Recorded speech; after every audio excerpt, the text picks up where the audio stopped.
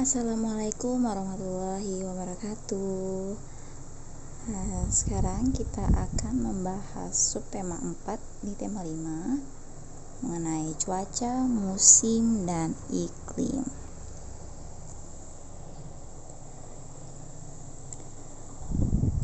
Indonesia adalah negara yang berada di garis khatulistiwa bumi.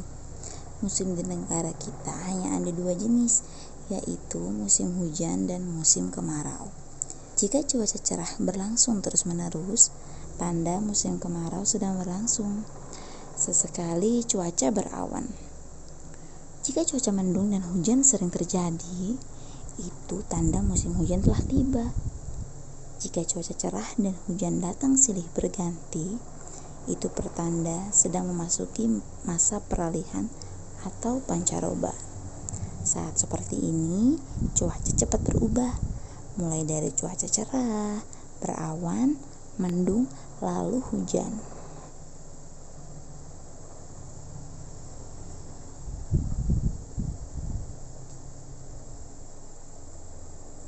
Jadi, karena letak Indonesia melalui garis khatulistiwa, kita beriklim tropis dan hanya mempunyai 2 musim, yaitu kemarau dan hujan. Pembelajaran pertama. Beberapa hari lalu hujan selalu turun. Pagi ini cuaca cukup cerah. Matahari tampak sedikit dari balik awan. Sinarnya menembus kumpulan awan. Di jalan sempat ada beberapa genangan air yang belum kering. Sidi dan teman-teman berangkat ke sekolah bersama-sama. Mereka bercakap-cakap sepanjang jalan menuju sekolah. Cuaca akhir-akhir ini sering hujan ya. Hanya kadang-kadang cuaca terlihat cerah. Mengapa hal itu bisa terjadi ya? Sepertinya kita akan mengalami musim hujan. Sekarang kita sedang mengalami masa peralihan atau pancaroba. Kenapa disebut masa peralihan atau pancaroba? Indonesia kan negara yang memiliki 2 musim aja. Peralihan dari musim kemarau ke musim hujan disebut pancaroba. Nah, jadi jika kalian sering mendengar kata pancaroba, ternyata musim pancaroba itu musim peralihan. Kadang hujan, tiba-tiba cerah. Saat cerah, tiba-tiba turun hujan. Di saat-saat seperti ini, itulah cuaca ekstrim. Kondisi kesehatan pun harus selalu terjaga, karena imunitas tubuh bisa saja turun akibat perubahan cuaca yang ekstrim. Mengapa disebut musim? Apa bedanya dengan cuaca? Pertanyaan yang bagus dah, yuk kita ke perpustakaan sekolah. Di sana bukunya banyak. Kita bisa dapat jawabannya. Saya setuju, saya juga mau ikut cari informasi itu. Saat tiba di sekolah, mereka berencana mencari buku di perpustakaan saat beristirahat. Nah, waktu istirahat telah tiba, Siti dan teman-teman pergi ke perpustakaan sekolah. Di sana banyak buku yang berisi informasi tentang cuaca, musim, dan iklim. Dalam perpustakaan kita harus tenang agar tidak mengganggu pengunjung yang lain. Nah, di perpustakaan banyak terdapat buku-buku yang tentu saja berisi informasi penting. Setelah mengambil buku, usahakan kembalikan ke tempatnya atau ikuti saja peraturan yang ada di perpustakaan tersebut.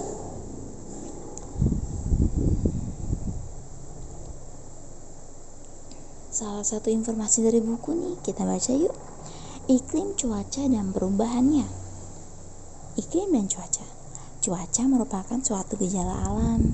Cuaca dapat terjadi dan berubah dalam waktu singkat. Perubahan cuaca dapat dirasakan dari menit ke menit atau jam ke jam. Iklim adalah lamanya keadaan cuaca di suatu daerah tertentu. Iklim biasanya diamati dalam waktu lama, dari bulan ke bulan. Iklim menyebabkan adanya musim. Contoh, musim dingin, musim panas, semi, gugur, hujan, dan kemarau. Iklim dipengaruhi letak suatu negara di bumi. Oleh karena itu, beberapa negara memiliki musim berbeda. Ada negara yang memiliki 4 musim, contohnya aja negara Jepang. Ada juga yang memiliki 2 musim, seperti Indonesia. Indonesia terletak di garis khatulistiwa atau ekuator. Nah, ini yang menyebabkan iklim di Indonesia disebut iklim tropis dan memiliki 2 musim. Musim hujan terjadi pada bulan Oktober sampai Februari, sedangkan musim kemarau terjadi pada bulan Maret sampai September. Wah, kita sekarang masih masuki musim hujan ya.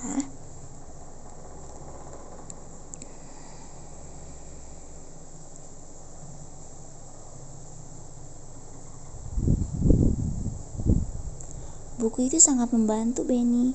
Saya makin mengerti tentang cuaca, musim, dan iklim. Terima kasih ya. Wah, saya jadi bertanya-tanya, apa itu garis khatulistiwa? Dari mana kita tahu kapan datangnya musim hujan dan kemarau? Teman-teman, apakah bisa membantu jawab pertanyaan Siti? Saya tahu jawabannya, tapi tidak sekarang. Datang aja ke rumahku nanti sore. Wah, seperti ada rahasia aja ya. Baiklah, kami akan ke rumahmu. Nah, kira-kira kalian tahu nggak apa itu garis khatulistiwa? Dan kapan bisa menentukan kapan musim hujan, kapan musim kemarau? Sore hari, Dayu dan teman-teman berangkat ke rumah Edo. Cuaca berawan mengiringi langkah mereka sepanjang perjalanan. Saat tiba di rumah Edo, mereka diminta berkumpul di ruang keluarga. Edo menjelaskan bahwa 3 hari lagi teman ayahnya akan datang. Namanya Pak Tono. Dia bekerja di BMKG. Pak Tono akan menjawab semua pertanyaan teman-teman Edo. Ibu Edo akan membuat kenang-kenangan untuk Pak Tono. Ia akan membuat karya kreasi dari kain. Edo dan teman-teman akan membantu ibu. Beberapa jenis kain telah disiapkan oleh Edo dan ibunya untuk membuat karya dari kain yang ditempel dan dijahit. Kalian bisa menjahit nggak? Sebelum dimulai, Edo menyiapkan gunting untuk memotong kain. Edo bagi-bagikan kain pada teman-temannya. Inilah gambar karya yang akan mereka buat. Wah, di sini terlihat ya ada beberapa bentuk. Ada bentuk lingkaran, segitiga, persegi panjang yang berwarna-warni. Untuk hari ini, Edo akan menggunting kain berbentuk lingkaran dan persegi terlebih dahulu.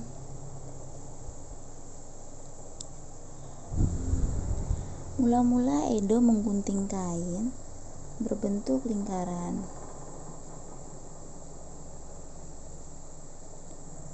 Ia mengguntingnya menjadi 3 bagian. Lalu 1 bagiannya ia berikan kepada Siti. Dan sisanya yang 2 bagian ia berikan kepada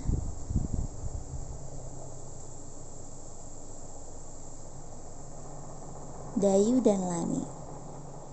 Wah, dari sini kita sudah membuat model matematika nih.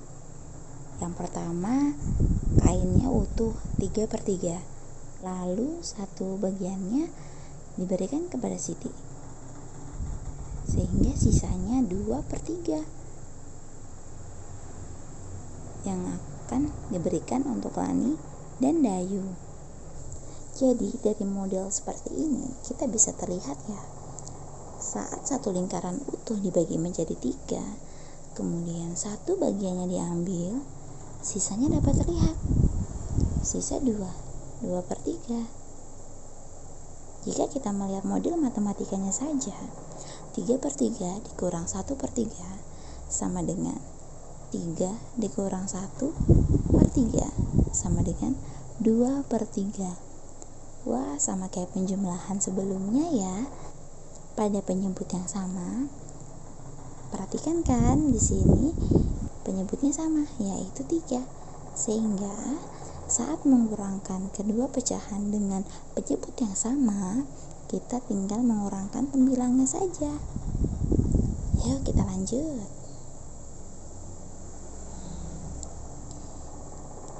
Sisa 2/3 kain yang tadi kemudian diberikan Dayu dan Lani. Masing-masing mendapat 1/3 bagian lingkaran. Jadi sisa 2/3 yang tadi diambil 1 bagian oleh Lani.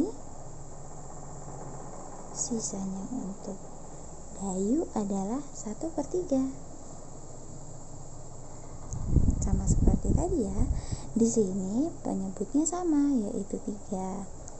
Kita hanya tinggal mengurangkan pembilangnya saja.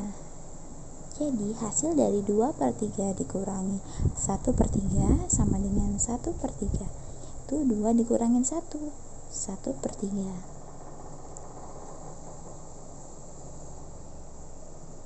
Sekarang Edo menggunting kain berbentuk persegi. Ia memotongnya jadi 4 bagian sama besar seperti ini.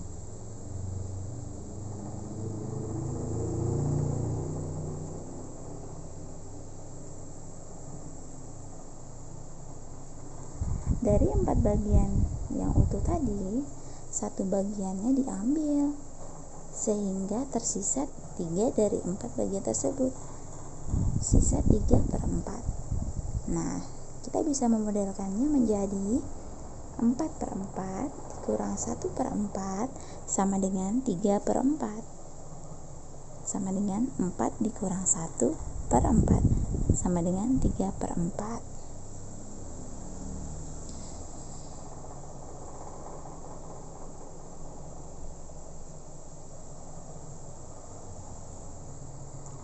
Nah, sisa yang 3/4 tadi diambil lagi 1 bagiannya, sehingga sekarang kita hanya mempunyai 2 dari 4 bagian. Model matematikanya adalah 3/4 dikurang 1/4 sama dengan 3 dikurang 1/4 sama dengan 2/4.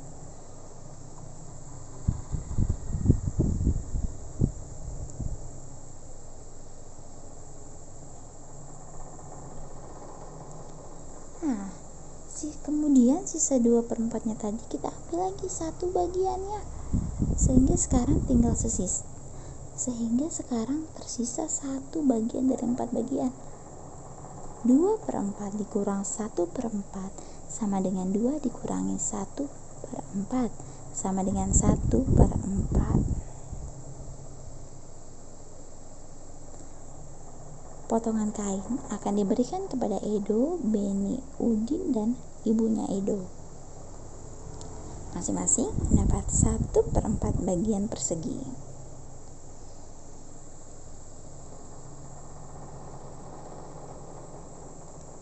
Jadi, tadi kita sudah berlatih mengurangkan pecahan berpenyebut sama ya.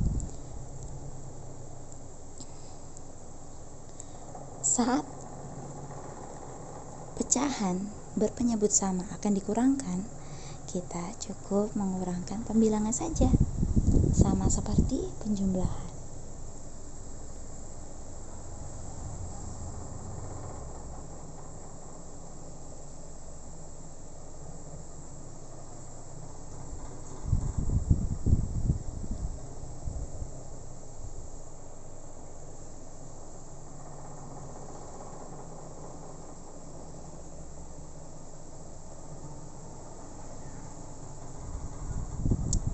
Karya dengan teknik menempel dan menjahit.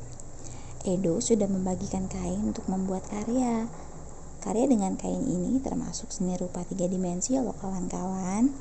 Ibu Edo menjelaskan bahwa seni rupa 3 dimensi ini ada bermacam-macam teknik membuatnya. Yang akan kita gunakan sekarang namanya teknik aplikasi, yaitu menggunakan teknik menempel dan menjahit. Sekarang kita pegang potongan kain masing-masing. Begini cara menjahit. Ibu Edo lalu mengajari cara menjahit potongan kain tersebut dengan teknik veston. Pertama, tempelkan 2 potong bagian kain yang bentuknya sama. Perhatikan posisi jarum pada kain. Tusuk jarum sesuai gambar. Pertama di titik A, kemudian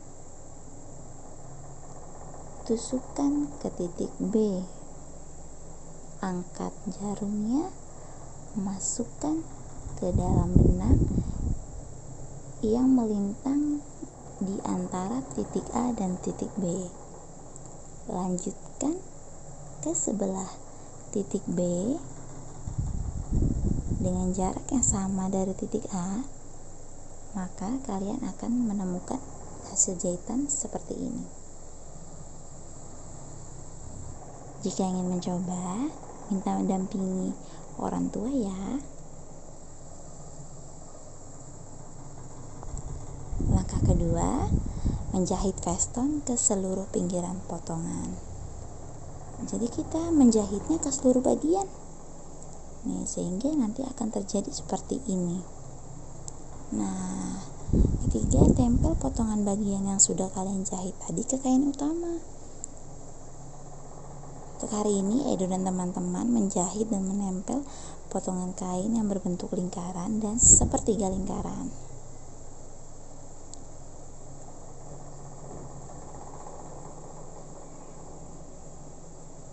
Mereka akan melanjutkan karya ini nih sebelum Pak Tono datang ke rumah Edo. Nah, jadi kalian sudah bisa membayangkan ya, lingkaran yang utuh ditaruh di sebelah mana, lingkaran yang 1/3 ditaruh di sebelah mana.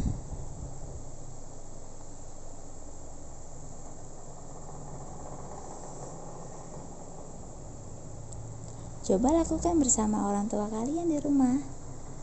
Sekian untuk hari ini. Assalamualaikum warahmatullahi wabarakatuh.